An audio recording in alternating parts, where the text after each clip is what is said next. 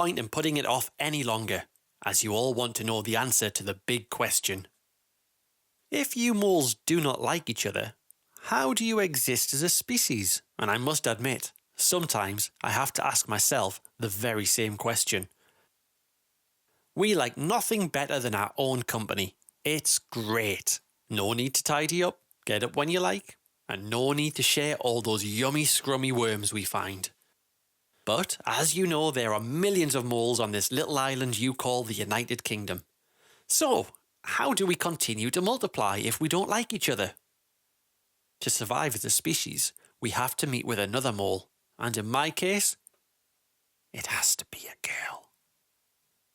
Now, telling the difference between the male, you call them a buck, and the female, which you call a doe, is not as easy as it seems.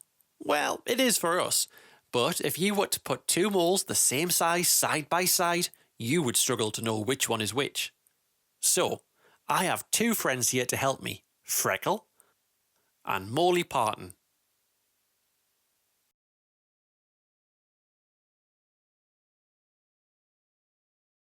Can you guess who's who? Okay, that was a bit of fun, but actually, unless moles are getting ready to mate, it's really difficult to tell us apart. And you humans once thought that all moles are born male, and, in the spring, the one and only time we will mate, we decide who we want to be. Mummy or Daddy? You humans must have some strange ways. Actually, I can fully understand why you thought this. You see, we do all look exactly the same, and our special bits, special bits, well, we hide them away. As moles only mate once a year, we have no use for them all year round. It's only when nature decides it's time for all things to start to multiply that we feel a special need to look for another mole. In the spring, when the soil starts to warm and the food increases, it's a good time to breed, and the male mole will leave his own special area or territory and travel along old and new existing tunnels to find a female. In the spring months, you will find piles of our dirt in a line as we clean out old tunnels not used for many months, or if we're creating new tunnels to link to others. These rows of molehills are a good sign that the mole breeding season is underway. The male mole is fueled to do this by a chemical change in his body, a special substance called testosterone. It encourages the male to find a female mole, but only if it was that simple. In any species of life, it's very important that members of the same family do not mate, as it can cause special problems, something you guys call genetics. You do like finding funny names for things. Anyway, nature is a really clever thing. What happens is that moles do not all decide to mate at the same time. This happens over weeks and weeks. This means that male moles will have to travel far away from where they've been staying all over the winter to find a mate, if they are to exist as a species. This testosterone increases in different moles at different times. The female moles also have to agree to mate, and they will decide when the time is just right, and only when they are ready. I think it's the same for you humans. So, what happens is the male mole will begin to leave where they live and go off in search of a female mole. He will enter into her domain, but if she's not ready to mate, she'll warn him off. He will quickly leave and go off to find another, hopefully more willing female mole. As the weeks pass by, the male moles will be deciding to find a mate, and because the females also do not agree to mate until the time is right, it means that moles will be travelling all over the country, and this means that moles from the same families do not mate with each other. Clever stuff, but very important. Now, moles are not good parents.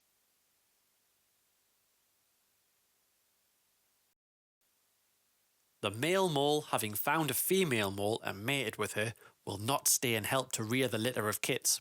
Nope. Off they go in search of another female willing to extend the species, and then on to another, and another, and another, and so on.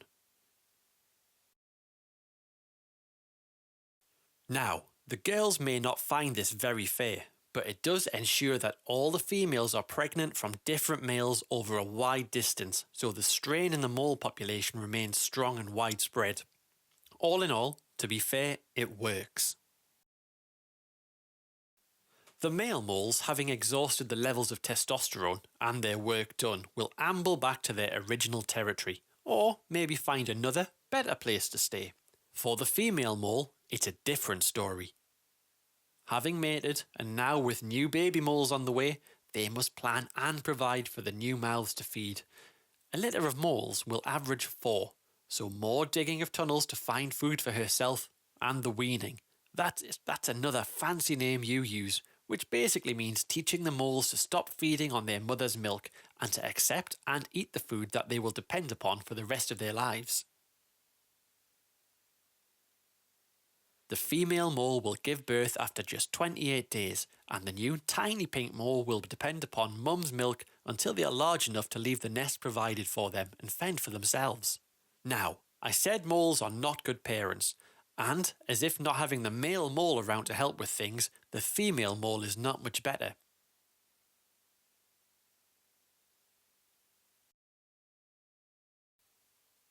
They build a nest for the young moles to stay in until they leave, which is when they are between 5 and 6 weeks old.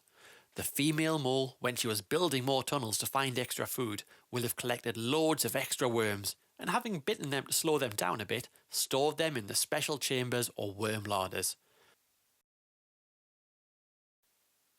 That bite on the worm would take 28 days to heal, the length of time you now know for the female to give birth.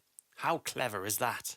Building these worm larders and putting plenty of worms in them means that when the female decides it's time for the new moles to venture off on a life of their own, they will, from their efforts, discover these treasures of food and quickly learn that this is what is good to eat and where they will find it.